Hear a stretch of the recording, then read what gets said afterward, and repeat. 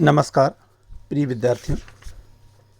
हम बीए प्रथम वर्ष हिंदी साहित्य प्रथम प्रश्न पत्र में बिहारी के दोहों का अध्ययन कर रहे हैं। बिहारी के दोहे श्रृंगार रस से परिपूर्ण हैं। यूँ बिहारी सतसई श्रृंगार भक्ति नीति की त्रिवेणी है, लेकिन हमारे पाठ्यक्रम में जो 30 दोहे संकलित है वे अधिकांश दोहे श्रृंगार रस प्रदान हैं। आज हम जो दोहे लेंगे वे दोहे इस प्रकार हैं। पहला दोहा। चितई ललचोहें चखनु डटी घूंघट पट माह, छल सो चली छुवाई के छिनकू छबीली छह।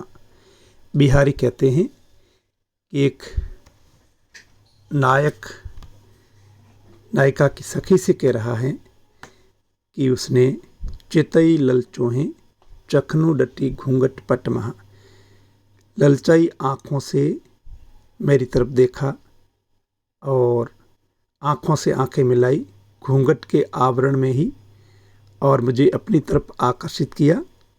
छल सो चली छुवाई के छिनकू छबीली छह, और क्षण भर में ही किसी छल से किसी बहाने से मुझे अपना बना लिया और अपना बनाने के बाद वो यहाँ से निकल पड़ी।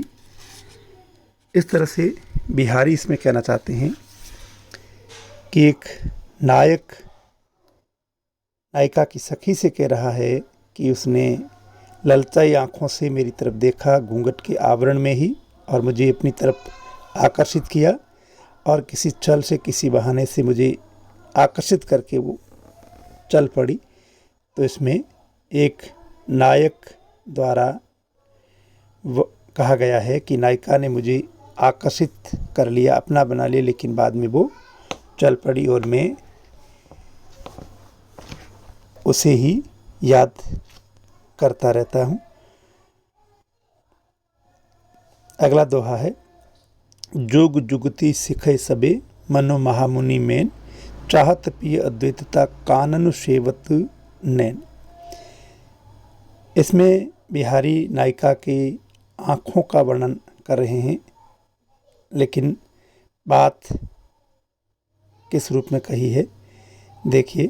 जोग जुगती सिखाए, योग की युक्ति सिखा दी है।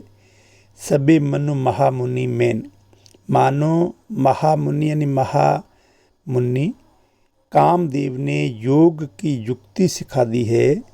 चाहत पिए अद्वैतता काननु सेवत नैन, और उस महामुनि कामदेव द्वारा सिखाई हुई योग की युक्ति के सहारे नयन रूपी योगी वन रूपी कान की तरफ बढ़ रहे हैं, अर्थात अद्वैतता पाना चाहते हैं, यानी आत्मा परमात्मा का एकाकार रूप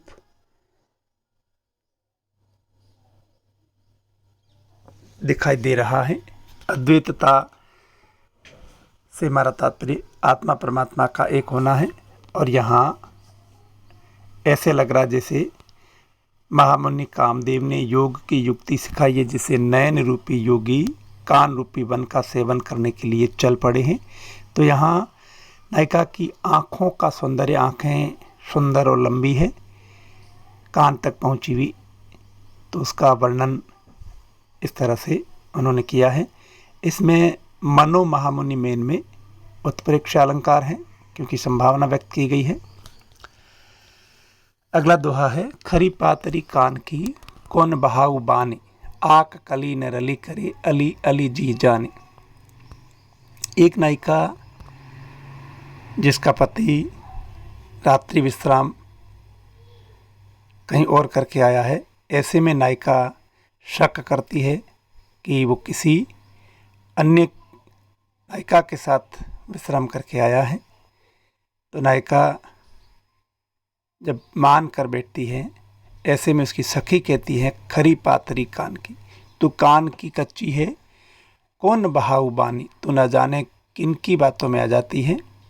आक कली न रली करी अली, यानी भ्रमर कभी आँख की कली का सेवन नहीं करता है। अली जिए जानी हे सखी, तो यह तेरे हृदय में बिठा ले कि भ्रमर कभी आँख की कली का सेवन नहीं करता, वो हमेशा पुष्प के पराग कणों का ही सेवन करता है। इसलिए तू किसी की बातों में मत आ। तेरा पति कहीं और काम से गया होगा, किसी और वजह से बाहर रहा है, लेकिन किसी अन्य नायिका के साथ उसने रमण नहीं किया है।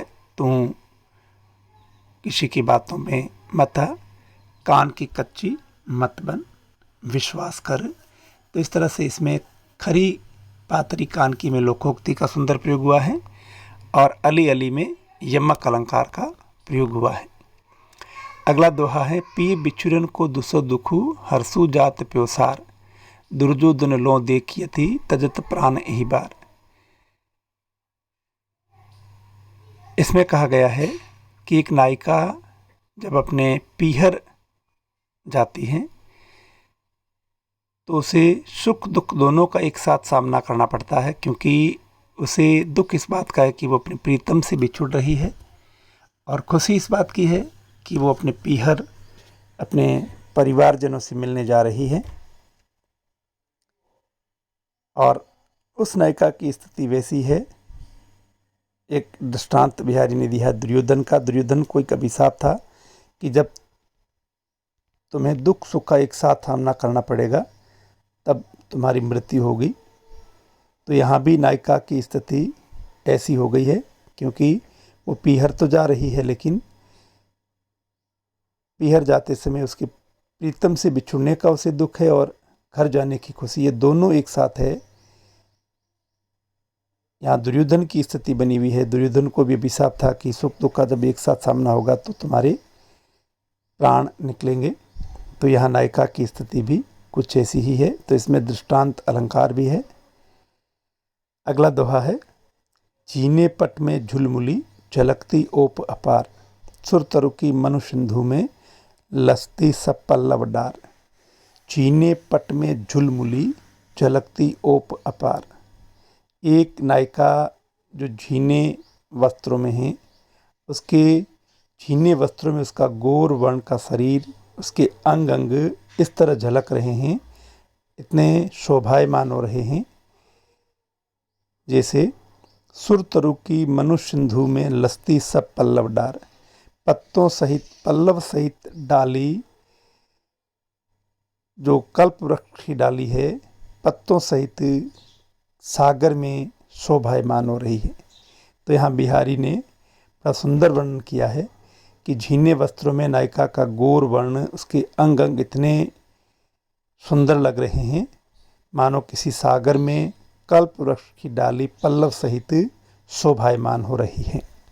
तो इसमें मनु सिंधु में उत्प्रेक्षा अलंकार है। तो यहाँ बिहारी नायिका के सौंदर्य का वर्णन कर रहे हैं। बिहारी के अधिकांश दोहे श्रृंगार रस प्रधान हैं। यूँ उन्होंने भक्ति नीति के दोहे भी लिखे हैं, लेकिन अधिकांश दोहे श्रृंगार रस प्रधान हैं। और हमारे पाठ्यक्रम में जो दोहे हैं वे प्रायः श्रृंगार रस से संबंध है। तो इस तरह से हमने ये दोहे लिए। अगली कक्षा में इसी क्रम में और आगे के दोहों की व्याख्या करेंगे। धन्यवाद।